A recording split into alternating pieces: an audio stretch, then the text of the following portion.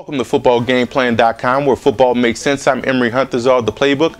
Bring you a Week 8 NFL matchup between the Jacksonville Jaguars and the Dallas Cowboys. Now, Jacksonville comes to this game. David Garrard is going to be healthy again. So what they have to do is get him back in that rhythm early. He's coming off a concussion. Work him into the game with that running game, and that way he'll be able to operate off play action.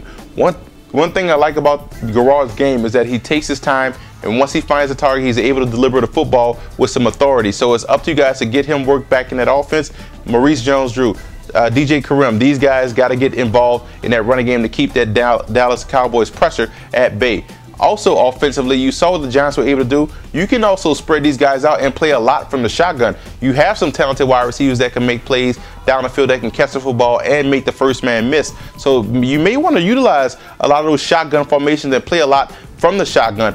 Running backs in the passing game is key. Maurice Jones-Drew is an outstanding tailback that can make players pay if you get him down the field on different routes, those arrow routes, those dart routes. That is something that he can run to effectiveness. Now, defensively, what you're going to do, you're going to be facing Jon Kitna. So this is going to be his first game back. Yes, he's a wily vet, but again, don't be afraid to turn up the pressure on Kitna. Make him uncomfortable in the pocket, especially front-loading your pressure toward Doug Free. It's a guy that has struggled in pass protection.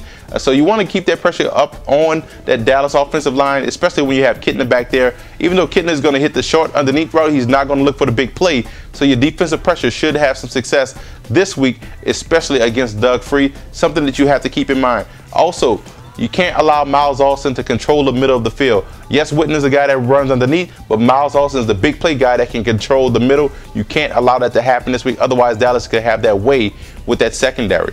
Now, you look at Dallas in this matchup, you got away from your running game. That's what allowed the Giants to stay in the football game. You got pass happy. Don't get away from the run this week, especially against the Jaguars. You have two talented tailbacks.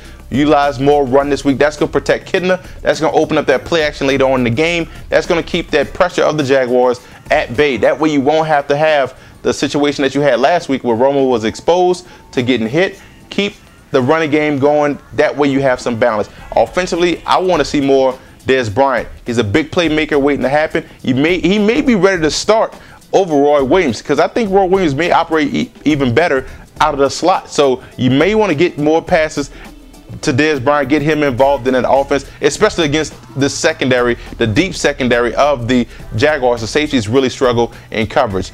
Also, defensively, come to this matchup, Garrard is not going to be 100%. One thing that's important is defensive pressure up the middle. Garrard is a guy that can step up and take off on the edges. So if you get pressure up the middle, you make things hard for him.